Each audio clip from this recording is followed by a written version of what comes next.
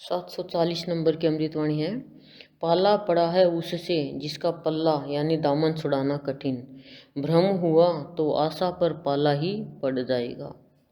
इसमें गुरुदेव ये समझाना चाह रहे हैं कि प्राणी भ्रम के वशीभूत होकर के और अपनी आशा यानी अभिलाषाएं इच्छाएं पूरी करने के लिए अपनी ही आशाओं पर पाला डाल देता है। यानी बर्फ़ के छोटे छोटे छोटे छोटे कण होते हैं वो डाल देता है और कुछ नहीं कर पाता। क्यों? क्योंकि उस प्राणी का पाला ऐसे लोगों से पड़ गया जो उसको भ्रम में जो उसको अपने से लगते हैं लेकिन उसके अपने है नहीं। ऐसे लगते हैं मेरे शुभ चिंतक है। यदि कोई भक्ति के रास्ते पर चल रहा है, सत्य के रास्ते पर चल रहा है और उसका पाला यदि कोई चालाक व्यक्ति से पड़ गया, धूर्त से पड़ गया या ईर्ष्यालु से पड़ गया तो उसकी सारी आशाओं पर पाला पड़ जाएगा, उसको भगवान की प्राप्ति नहीं होगी।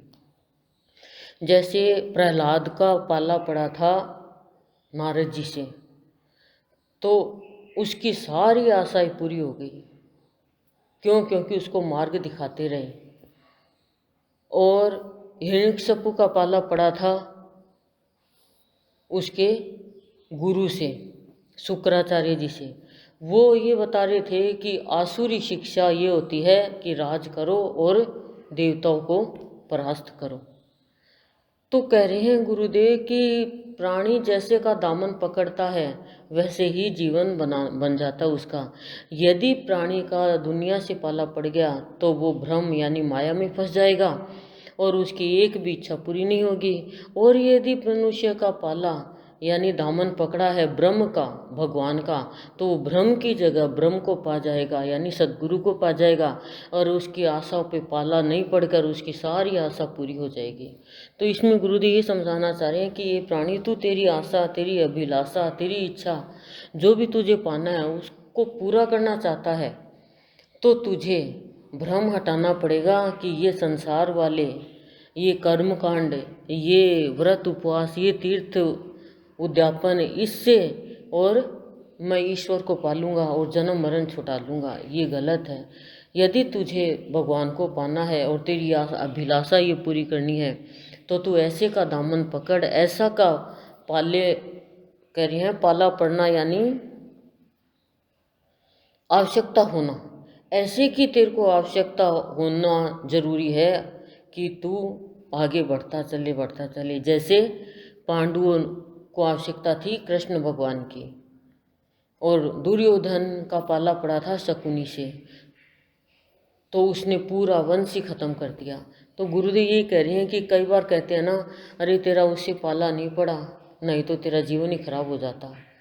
और कई लोग कहते हैं मेरे से पाला पड़ जाता तो बताता उसको मज़ा चखाता।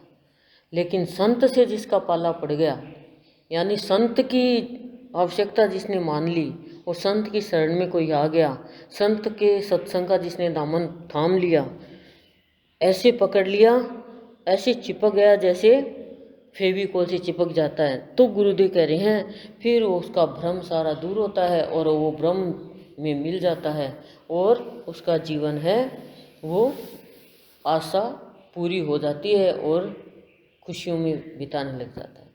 तो गुरुदेव इसमें यही कह रहे हैं कि ऐसों के पाले मत पड़ो, ऐसा का दामन मत पकड़ो, ऐसों की आवश्यकता महसूस मत करो जो तुम्हें भटका दे, तुम्हें हटका दे, तुम्हें रुलाए, तुम्हें रास्ते से हटा दे, तुम्हें सत्य पथ से निकाल कर असत्य के पथ पे चलाए, तुम्हें भ्रम में फंसा दे, तुम्हें बड़े बड़े सपने दिखा दे, तो जीवन सपने के जैसे हो जाएगा और वास्तविकता से कोसों दूर हो जाओगे।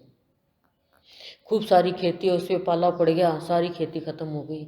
ऐसे खूब अच्छे कर्म कर रहे हो, अच्छे रास्ते पे चल रहे हो, लेकिन दुष्ट लोगों से पाला पड़ जाएगा तो गुरुदेव कह रहे हैं सारी आशा निराशा में बदल जाएगी और शांति की जगह शांति मिल जाएगी, सुख की जगह दुख में चले जाओगे। गुरुदेव यही समझाना चाह रहे हैं। जैसे हमने अभी वर्तमान में देख भी रहे हैं कि भक्ति कर रहे हैं, बहुत अच्छे अच्छे भी लोग हैं, लेकिन ऐसों से पाला पड़ गया कि भक्तों से ही दुश्मनी करा देते हैं।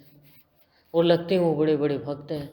तो कह रहे हैं सेवा तो बहुत लोग कर देते हैं, लेकिन भीतर से यदि जिसका मन अच्छा है, जिसने अपने मन को आधार सद्गुरु का बना लिया, संत का आधार दे दिया, भजन का आधार दे दिया, अमृतवाणी का आधार दे दिया, भगवान के नाम का आधार दे दिया, तो गुरुदेव कह रहे हैं उसकी सारी आशाएं गुरुदेव पूरी करेंगे और उसका जीवन शांतिमय होगा। ओम शांति ही प्रशांति।